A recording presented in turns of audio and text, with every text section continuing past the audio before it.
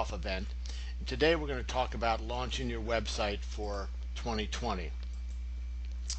I've been in the business about 16 years. Maybe you've been on a previous webinar or not, but basically I've worked with events for 16 years, and it's what I like to do, help people have more successful events.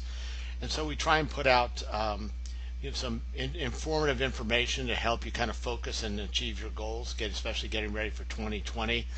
This is an important time if you have a golf event. What I see most of the time is people about after they're come off of the New Year's Eve celebration, they wake up and they go, wait a minute, we've got a golf event coming up in 5 months, we better get going. And so I try and encourage people to get everything up and running in this time period on their event. And the reason for that is a lot of companies, especially sponsors, plan their budgets in the fourth quarter. So you want to get your event up and out there so people know about it, and then also players can put it on their schedule.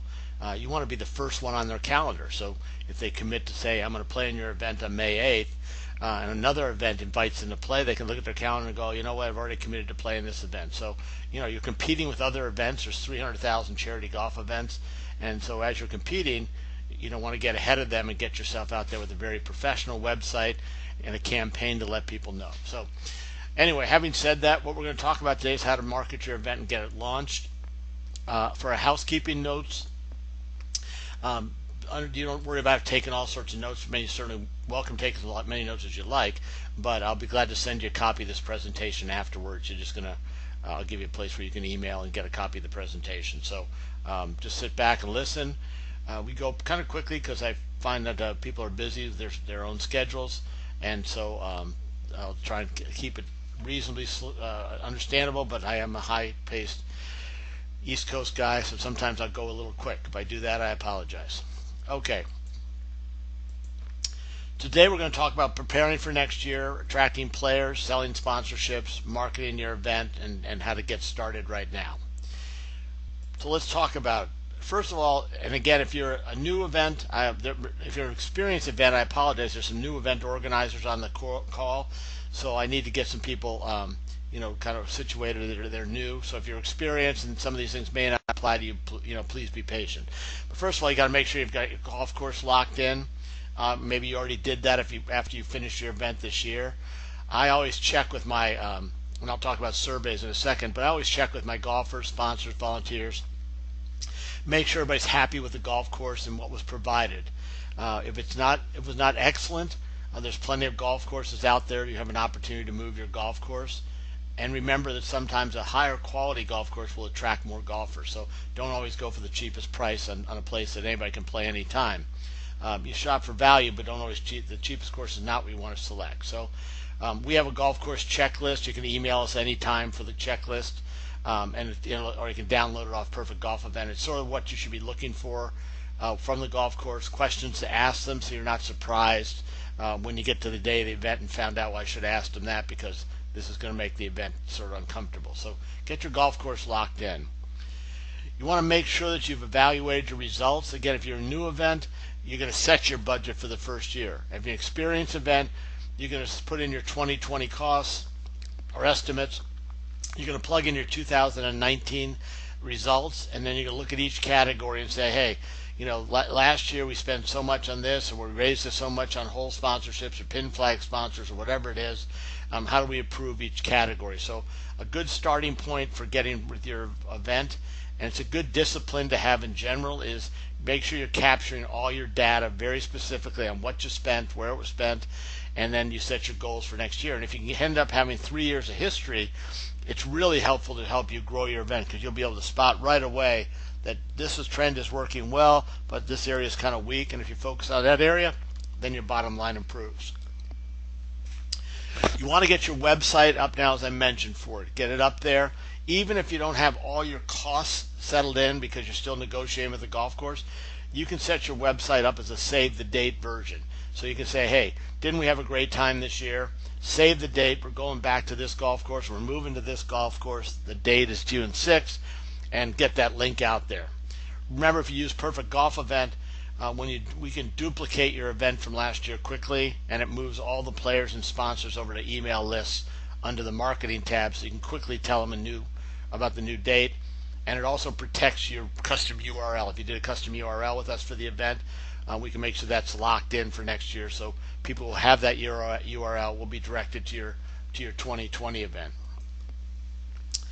So you want to get that websites up. Again, here's a couple of sample websites that use Perfect Golf Event. The Island School, their events in February. The AHEPA Golf Classic in Orlando's got their site up. I looked the other day. I think we've got about 1,500 sites up already for 2020, and they're going more up each day. So again, I'm just trying to encourage you to get your website up. Even if you don't have all the information, you can update the website real time. Just get something up there so people have the ability to go in and put it on their calendar, mark the days, and I'll talk about some other marketing techniques you can use with your website as well. You can use save the date postcards. Here's one we just did for an event, and so what they did is we helped them produce and design a save the date card. It's got, this is the front of it, this is the back of it, and they're mailing it out to all of their past players, past sponsors, anybody on their database. One of their people they're raising funds for is a police organization with 450 supporters, so they're mailing it out to that group. So they've got a big save the date campaign, and basically they're driving everybody to the website.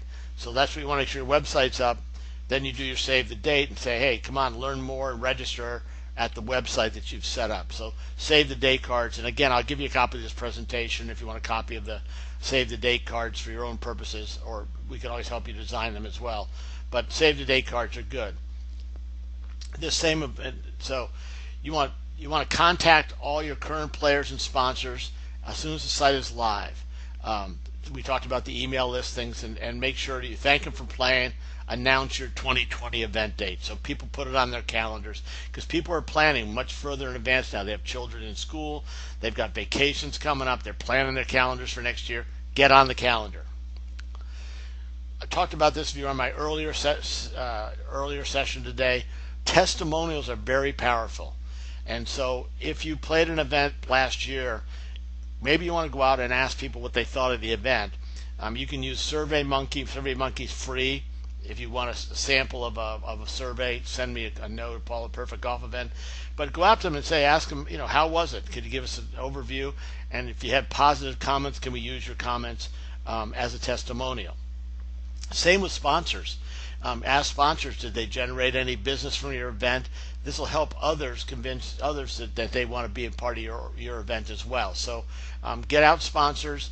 And get testimonials from players and sponsors, post them on your website. You can use them on your flyer, use them on your save the date, use them in your email blasts. It's very powerful, easy to collect, but I would tell you this, probably 1 out of every 100 events does it, and I think it's a real missed opportunity. If you use Perfect Golf Event, you can also update our package that includes a flyer. So we designed this flyer, for example, for a Folds of Honor event coming up. Everybody can register, save the date. It's a good thing to have out there that you can have printed.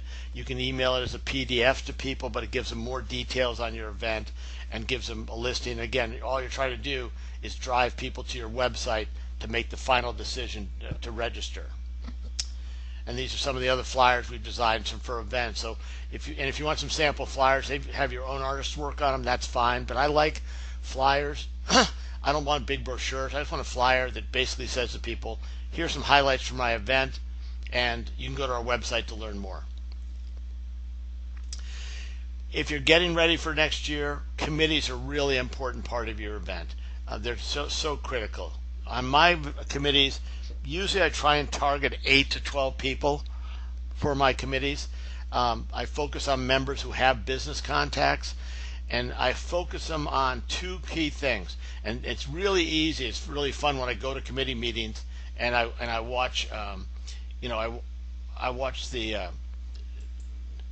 and I go to the committee meetings and I watch what's going on, and they start to get into the menu selections. I mean, the event's 6 months away, and they're trying to talk about appetizers. And I always say to them, look, let's bring them right back, babe. Let's bring them back. All we want to talk about is sponsors, who are potential sponsors, who are players. That's what your committee is there for, is to help you through that process of finding players and sponsors. You can get in later on about what the appetizers are, but don't get distracted. Some tips on your committees. I make sure I have my committee meetings scheduled. So if I have events I'm running next year, they all know when the committee meetings are. I put a schedule out for the year that says, hey, we're going to meet once a month on the third Wednesday of the month. Here's where we're going to meet. So please put it down in your calendar. I'm very important to keep them current on how you're doing. So as soon as you start to get revenue in, say, hey, we set a goal of, getting this much in sponsorship revenue and these many teams. Here's where we stand. Most people, if you've got a good committee, they're competitive people. They want to achieve their goals with you. And so by doing that, you're going to keep them involved and trying to move forward on your event. You can also consider online meetings, and more people are doing this, is setting up conference calls. So they're not having people drive across town, get in there, spend 15 to 20 minutes talking about this kid's soccer game over the weekend, and then barely get down to business and all that. Sometimes you just want to say, hey, we're going to do one meeting a month, but we're also going to do 2 conference calls. Please dial in, and we'll go, get an agenda prepared ahead of time, get it out to them. But keep your committee involved. Lots of information, lots of contact. Get it, and again, all you're trying to do is keep them completely focused on achieving your goals in terms of number of players and number of sponsors.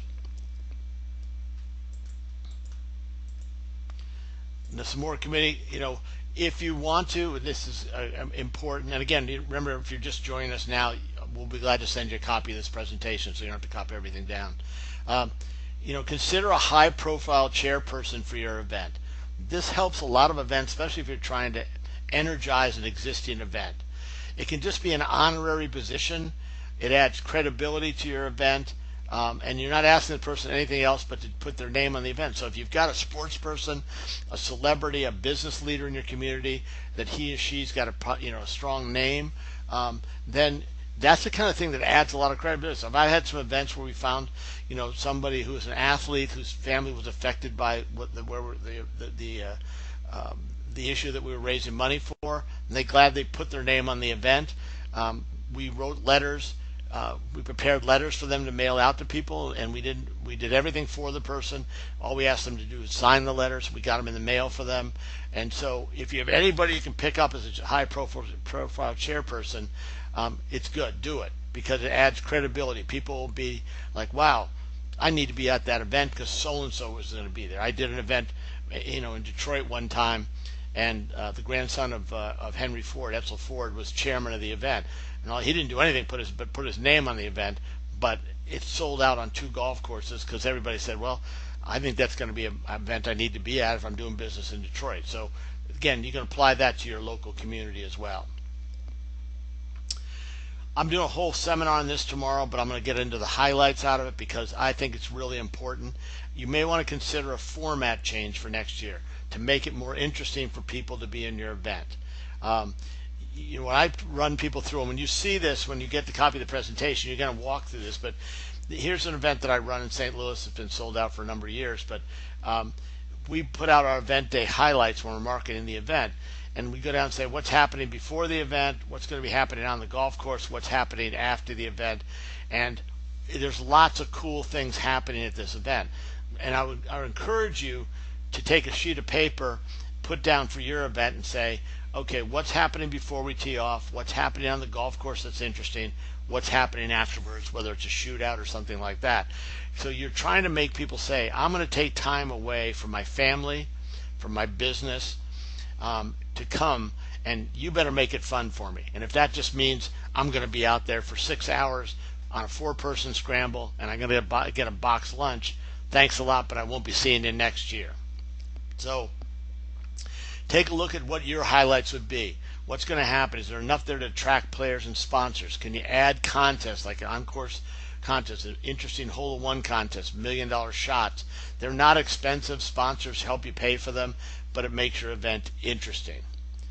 When I talk about format differences, it's just that there's, of all the events, there's 300,000 charity golf events, and we believe that probably 99.5% of them are 4-person scramble. That's the way it's been, since the first golf events have been. And I work with one event that's been around for 60 years, and they're still playing a 4-person scramble. But they changed 2 years ago, but that's what they've been playing from 60 years ago. They started the 4-person scramble. So we're looking for ideas for different formats. So I don't like it. I think it's boring. People are being dominated by one golfer who hits a good drive.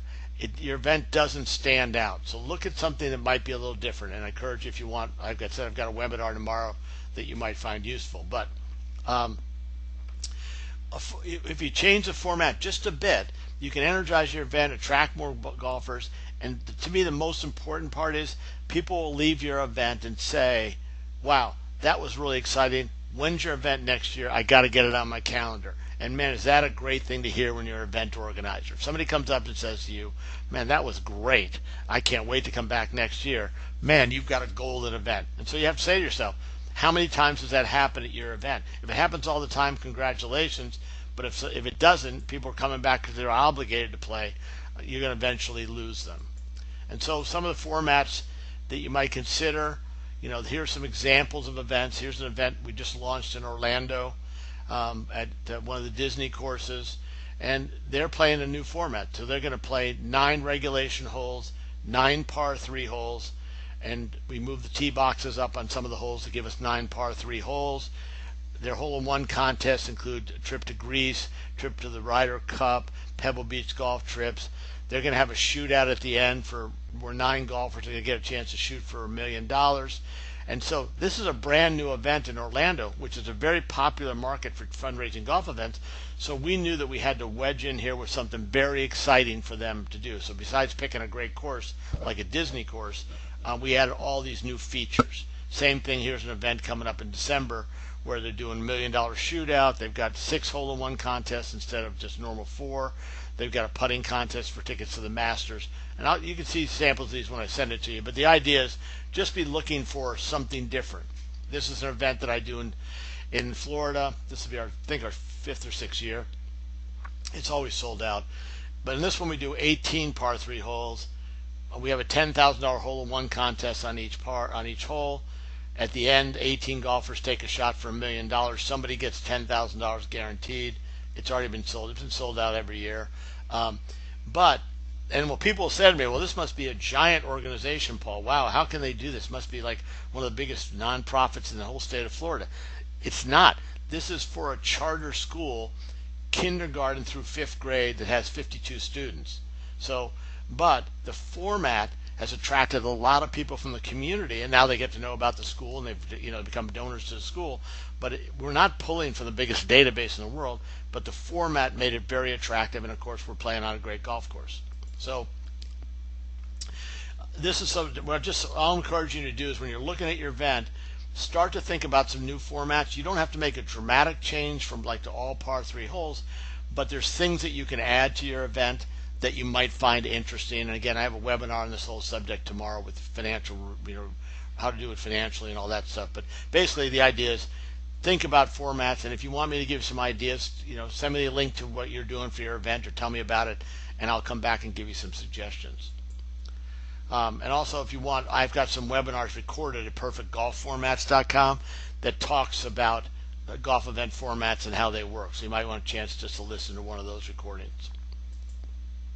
All right, let's talk about attracting players, because that's really obviously an important part of our mission. First thing you might want to do is you might consider an early bird special. Now, if you've got a really successful event that's been going on for years and fills up all the time, you don't need to give away money by this. But if you're a new event where you're trying to fill your event from 100 golfers to 144 golfers or 120 golfers, consider a discount and basically say, hey, sign up now. We're not sure what the price is going to be for next year, but if you sign up now, you're going to get the price at the 2019 price. So you can either give them a discount that says the price is going to be the current price of 2019, or sometimes I'll use incentives. I'll give them free raffle tickets or a free putting contest entry or something like that. And I also allow sponsors to sign up, and I'll go back to my sponsors and say, hey, if you commit to your sponsorship now, I'll guarantee you can have the same sponsorship next year. I'm not looking for you to pay for it now, put it in your budget, but if you like being that sponsor last year, I'm going to give you first option to do that. So early bird specials are a good way to get momentum for your event as you're getting started. I go when I copy my event over, I'll post some of my results on my new website. I want the people to go to see the new website to see what the date is for 2020. So I may go in there and post a recap, saying, hey, we had a great event. Here's a summary of the winners. Here's some photos from things like that. We'll have more information on how to register for this year's event on this website. But basically save the date. It's going to be June 5th or whatever it is. And then I send the link out to the players and say, if you want to see some photos or results from this year's tournament, go to this website. And it takes them to the 2020 website. No reason to send them to the 2019 website because they can't register. So that's what I'll do. I've done this for a couple of events, and this really we have a lot of fun with.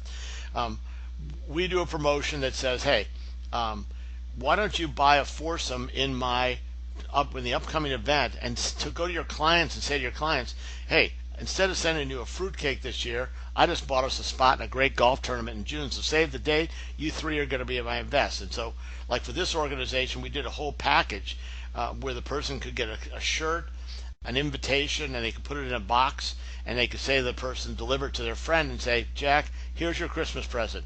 Here's a shirt with a logo on it, and here's the date of the thing. I've just entered this in this great golf tournament, and thank you for your business. I think it's a very inventive way to convince people to use your golf event as a business gift, as opposed to giving stuff that people think would be chintzy, like a fruit cake or a candy basket or something like that.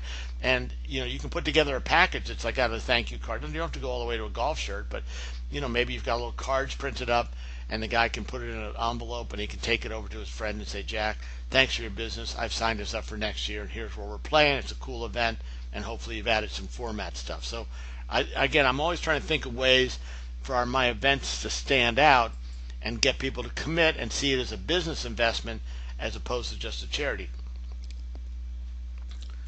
My fruitcake thing's been great. I love this fruitcakes thing. You can do referrals, so I'll ask golfers for referrals. Sometimes just asking helps. Other times I'll do an incentive. So someone has signed up for last year, I'll go back to them and say, hey, Jack, hopefully you're going to come back to us next year. Is there anybody you think we should invite to the event? Please give me their contact information, and we'll send them a personal invitation to the event. Well, if somebody played in your event and had a good time, it's natural for them to say, sure, I'll help you. Here's 3 of my guys, and I thought we were going to play this year but didn't come, but here's their contact information. Again, you're trying to build your list of potential players. And remember, when you're using your Perfect Golf Event website, that people can buy a bunch of stuff on the same time. They can do their registration, they can buy mulligans, raffle tickets, putting contest entry, helicopter drop. The other thing is that you can also sell other things there. So you might sell like a gala tickets or a trivia night. So maybe your golf event's in May, but your trivia night's in September. Put tickets to the trivia night on your golf event website and say, hey, as long as you're buying your golf entry, why don't you buy your trivia night tickets? Say, last year we sold out. This is the time to do it. The other thing I've done a couple events is I put up some profiles. So I might have taken some fun players and I put it on the website and said, hey, just so you know, here's some of the guys coming back this year for the event. We had a great time last year, but here's 5 or 6 guys who have already signed up for this year. And then maybe ask them a couple questions about their favorite memories or whatever. But make your website sort of interactive so people can go in there and see, he's coming, I want to be part of this, okay, remember that. So those are just some other, again, you're not going to implement all these ideas, but maybe some of them will resonate with you. Now let's talk about attracting sponsors. And I just spent 45 minutes on a whole session on this, so this is a abbreviated one, and I'm going to have a recording of that one available as well. For attracting sponsors, just a couple of quick notes on this. Make sure you've got a lot of sponsorships set up for your event. It's really important. Most events don't have enough sponsorships, so if anything you put a logo on could be a sponsorship. Offer lots of them. It gives potential sponsors the ability to pick something that fits into their budget range. And now I talked about that HEPA Golf Classic, and so just so you know, I practice what I preach. I'm working with that event down in Orlando, and I work with them on their sponsor packages. Well, you can see what we put together for sponsorship packages. This is 3 pages of sponsorships with lots of details, cool stuff to include with your sponsorship, what the players are going to get. So all I ask any organizers to do is take your materials, lay them down against something like this, and say, you know what, maybe we can improve in a couple of areas, and then help you get a better result. Remember, what you're trying to do is get your list. You're trying to fill up your sponsor list. So go on out there, try and identify potential sponsors, figure out if they could be primary sponsors, like big sponsors, or if they're just people who are going to donate something for your auction or for your raffle or whatever. But you want to be building a list of potential sponsors for your event. So as you're going through the process with your committee, this is what you're trying to do, is say, I've got lots of people that are potential sponsors. I also give the ability for sponsors to do special offers on the website. And so I might say, hey, if you become a sponsor, you want to do a sponsor like this BMW dealer offered $1,000 savings on a BMW. It was kind of cool because it said you don't have to tell anybody about it, do your best deal, and then pull this out and you get another $1,000 off. So, but you can do restaurant offers, oil changes, lots of things you can do that sponsors can post offers. It's a good way to get sponsors to sign up. All right. Let's talk about marketing your event. And again, I know I'm going quickly, but I always lose everybody's attention span if I drag it too long, and I'll send you a copy of the presentation. One of the things you want to do is with your committee is make sure you've established a marketing calendar. Very important. Is just as important as the budget sheet. And by that, save the day card. We'll talk about that. And then promoting. One thing you want to think about is if you have other events coming up now. A lot of people have an annual dinner or gala. Make sure that you're promoting the golf event at your other events. Some of my events, I've taken a putting green over there, and we've set up a booth when the people are coming into the gala and say, hey, by the way, if you want to support the organization, we're having a great golf event in June. Here's the brochure. Take a putt here, whatever it is. So promote your thing at other events. But let's talk about the calendar for a second. So what you want to do is, sample golf event marketing calendar is you want to look at all the different things you're doing for player promotions and sponsor promotions and maybe general activities, and you want to lay this out on a calendar. And so if you're looking at social media posts and you say to yourself, okay, we're going to do one social media post a month, great. Put it in there, put the date you're going to do it, and when it's done, mark it done so you can look and say, yeah, we did that, okay? We're going to do the early bird special. That's going to expire in January. We're doing the save the date. That's going to be, again, this because you've got to go looping in a year. Maybe that's going out in this October. But you want to have a marketing calendar that you and the committee are looking at. And what happens when you put it on a calendar, you'll see where there are gaps. Here's like email campaigns. You might look and say, well, we had 4 months where we didn't do an email promotion about how they can sign up to be a sponsor for our event. So besides the budget thing, this is one of the most important spreadsheets that you can have, is how to set up, how to do a marketing calendar. So I said, I showed you before the save the date concept. I like that. That same event, we printed 500 posters, and they have the posters, and they're going to be putting those all over Orlando. The police organization, a Greek society, some other people have all committed to put posters out. So we've shipped 500 posters down there. So they have a save the date campaign going out. Plus there's going to be posters all over the place.